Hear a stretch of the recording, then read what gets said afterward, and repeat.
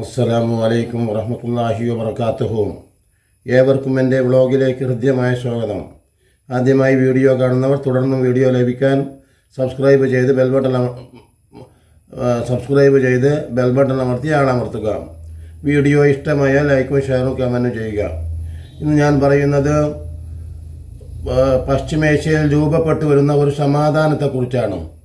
അതായത് നമ്മൾ കണ്ടുവല്ലോ, ഏകദേശം 9 മാസം പിന്നിട്ടു. ഇപ്പോൾ ഇസ്രായേലുമായിട്ടുള്ള ഹമാസ് എന്ന് പറയുന്ന കൊച്ചു സംഘത്തിൻ്റെ ഏറ്റുമുട്ടലിൽ തികച്ചും പൂർണ്ണ പരാജയം സമ്മതിക്കുകയാണ് യഥാർത്ഥത്തിൽ ഇപ്പോൾ നെതന്യാഹു എന്നാണ് കേൾക്കുന്നത്. അതുകൊണ്ട് തന്നെ ഇനി സമാധാനത്തിന് മാത്രമേ നിലനിൽപ്പുള്ളൂ, യുദ്ധത്തിന് യാതൊരു പ്രയോജനവുമില്ല. മാത്രമല്ല, നിരപരാധികളെ കൊന്നുതള്ളുക എന്നത് ഒഴിച്ചു നിർത്തിയാൽ യുദ്ധത്തിന് വിജയസാധ്യത ലഭിക്കുകയില്ല എന്ന് ബോധ്യമായി. അതിനെ തുടർന്ന് ഇപ്പോൾ നെതന്യാഹു ബൈഡനുമായി ചർച്ച നടത്തുകയാണ്. സന്ധിക്ക് തയ്യാറാണ്. നമുക്ക് നമ്മുടെ പൗരന്മാരുടെ ജീവനാണ് പ്രധാനം, നമ്മുടെ സൈന്യങ്ങളുടെ ജീവനാണ് പ്രധാനം. അതുകൊണ്ട് തന്നെ ഹമാസുമായിട്ട് കൈകോർത്ത് സന്ധി ചെയ്യുകയാണ് ഇപ്പോൾ നല്ലത് എന്ന് സ്വാഭാവികമായുള്ള ചർച്ചയിൽ ഉരുണ്ടുകൂടുന്നു എന്നാണ് അർത്ഥം.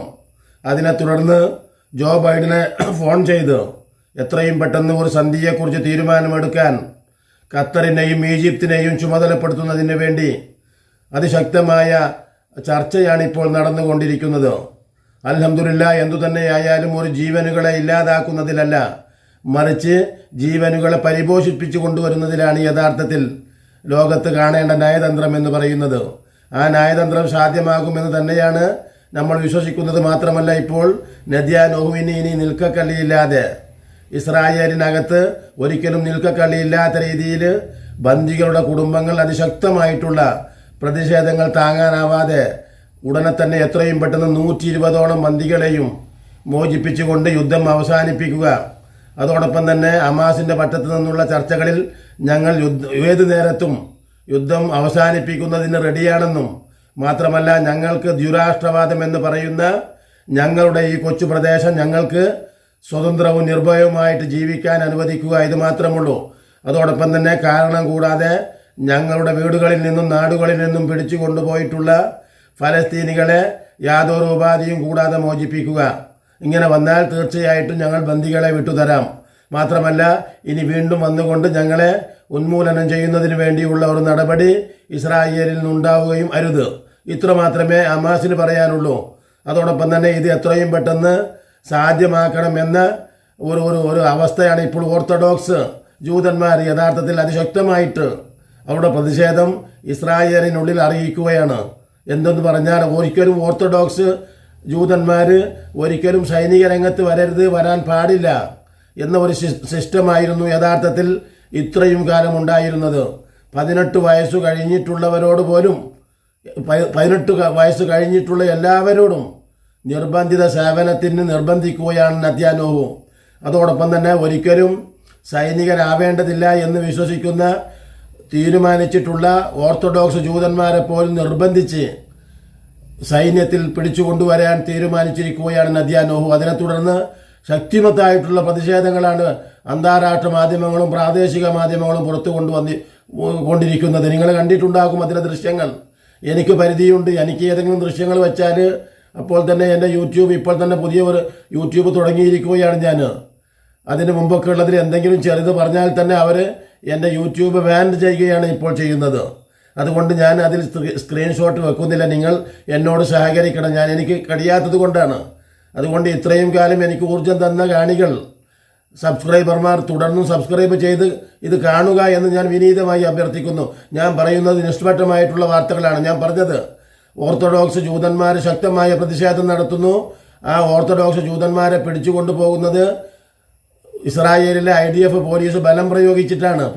IDF സേനയും ഇസ്രായേലിലെ പോലീസ് ആ ഓർത്തഡോക്സ് ജൂതന്മാരെ പിടിച്ചു വലിച്ചു കൊണ്ടുപോവുകയാണ്. ആ ദൃശ്യങ്ങൾ കാണാം, അന്താരാഷ്ട്ര മാധ്യമങ്ങളിൽ കാണാൻ കഴിയും.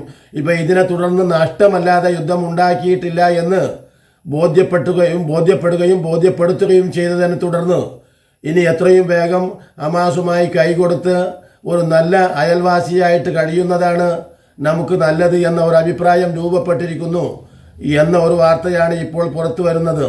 മാത്രമല്ല, ഈ കൊച്ചു സംഘത്തോട് കളിച്ചിട്ട് ഒരു കാര്യവുമില്ല എന്ന് ഈ 9 മാസം പിന്നിട്ടുന്നതിന് മുമ്പ് തന്നെ ബോധ്യമായതാണ്.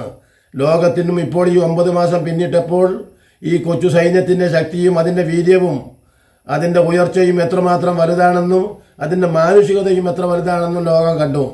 എന്തു കള്ളത്തരങ്ങൾ പടച്ചുവിട്ടാലും എന്തു നുണപ്രചരണങ്ങൾ അഴിച്ചുവിട്ടാലും അതൊന്നും തന്നെ ഹമാസിനെ ബാധിക്കാത്ത വണ്ണം ആ കള്ളങ്ങൾക്ക് നിലനിൽപ്പില്ല എന്ന് ലോകത്തിൻ്റെ മുമ്പിൽ വിളിച്ചു പറയുകയാണ് യഥാർത്ഥത്തിൽ ഓരോ ദിവസവും നടക്കുന്ന അനുഭവങ്ങൾ. അതോടൊപ്പം തന്നെ അതിശക്തമായിട്ടുള്ള 200ഓളം മിസൈലുകളാണ് ഇസ്രായേലിൻ്റെ വിവിധ പ്രദേശങ്ങളിലേക്ക് ഹിസ്ബുള്ള തൊടുത്തുവിട്ടത്. അതും ഒരു കൊച്ചു സംഘമാണ്. യഥാർത്ഥത്തിൽ ആലോചിച്ച് നോക്കൂ, അതും ലെബനീസിലെ ഒരു കൊച്ചു സംഘമാണ്. അതിനോട് പിടിച്ചു നിൽക്കാൻ കഴിയുന്നില്ല. ആളുകൾ മുഴുവനും അതിശക്തമായ പ്രതിഷേധത്തിലാണ് ഇപ്പോൾ ഇസ്രായേലിനകത്ത്. മാത്രമല്ല, ഞങ്ങൾക്ക് സ്വസ്ഥമായി ജീവിക്കാൻ വിടില്ലേ എന്ന്. അതോടൊപ്പം അങ്ങേയറ്റം പരിങ്ങയിലായ ഭരണകൂടത്തിന് ആ ഭരണകൂടം നിലനിർത്തിക്കൊണ്ടു പോകുന്നത് യുദ്ധത്തിലൂടെയാവണം, അല്ലെങ്കിൽ തന്നെ ഏതു സമയത്തും പിടിക്കപ്പെട്ടേക്കാം എന്ന ഒരു ബേജാറുമായിട്ടാണ് നെതന്യാഹു നടക്കുന്നത്. അതോടൊപ്പം തന്നെ നെതന്യാഹുവിനെ പ്രൊമോട്ട് ചെയ്ത് ഇതിനെയൊക്കെ കുളത്തിലിറക്കിയ അമേരിക്കൻ പ്രസിഡന്റിൻ്റെ കഥയും അമേരിക്കയിൽ കട്ടപ്പുകയാണ്. കാരണം ഇപ്പോൾ അമേരിക്കയിൽ അതിശക്തമായിട്ടുള്ള വികാരമാണ് ജോ ബൈഡനെതിരെ ഉള്ളത് എന്നാണ് കേൾക്കുന്നത്. അടുത്തു വരാനിരിക്കുന്ന ഇലക്ഷനിൽ വിജയം വരിക്കണമെങ്കിൽ തൻ്റെ സഹചാരിയായിട്ടുള്ള നെതന്യാഹുവിന് ഫലസ്തീനിലെ യുദ്ധം നിർത്തുന്നത് പാടില്ല, തുടർന്നുകൊണ്ടേയിരിക്കണം. അപ്പോൾ ഇവർ രണ്ടുപേരുടെയും വിജയസാധ്യത ഈ രണ്ടു പേർക്കും ഉപദേശം നൽകിക്കൊണ്ടിരിക്കുന്നത് ഇങ്ങനെയാണ്: യുദ്ധത്തിലൂടെ മാത്രമേ നിലനിൽപ്പുള്ളൂ എന്ന് അവർ വെറും മൗഢ്യമായി വിശ്വസിക്കുകയാണ്. അമേരിക്കയിലെ മുൻഗാമികളൊക്കെ, ബൈഡന്റെ മുൻഗാമികളൊക്കെ സമാധാനകാംക്ഷികളും സമാധാനത്തിൽ മാത്രം നിലനിൽപ്പുള്ളൂ എന്നും കണ്ടെത്തിയവരായിരുന്നു. പക്ഷേ അതിന് നേരെ വിപരീതമാണ് ഇപ്പോൾ അമേരിക്കയിൽ സംഭവിച്ചുകൊണ്ടിരിക്കുന്നത്. ഞാൻ പറഞ്ഞു വരുന്നത് ഈ അവസ്ഥയിൽ നിർബന്ധിതരാക്കുകയാണ് ഓർത്തഡോക്സ് ജൂതന്മാരെ പിടിച്ച് സൈന്യത്തിൽ കയറ്റാനുള്ള അതിതീവ്രമായ നിലപാടുകൾ. 30,000-ഓളം ഓർത്തഡോക്സ് ജ്യൂസുകളെ നിർബന്ധ സേവനം ചെയ്യണമെന്ന് തുടർന്ന് പ്രഖ്യാപിച്ചതിനെ തുടർന്ന് പ്രതിപക്ഷങ്ങളുടെ സഹകരണത്തോടുകൂടെ ഈ ഓർത്തഡോക്സ് ജൂതന്മാരെ പിടിക്കുന്നതും കൊണ്ടുപോകുന്നതും ഒക്കെ ദൃശ്യങ്ങളിൽ കാണാൻ കഴിയും. അതാണ് ഇപ്പോഴത്തെ സാഹചര്യം എന്ന് പറഞ്ഞുകൊണ്ട് ഇനിയും നല്ല നല്ല വീഡിയോകളുമായി നിങ്ങളെ കണ്ടുമുട്ടുന്നത് വരെ നിങ്ങൾക്ക് നന്ദി.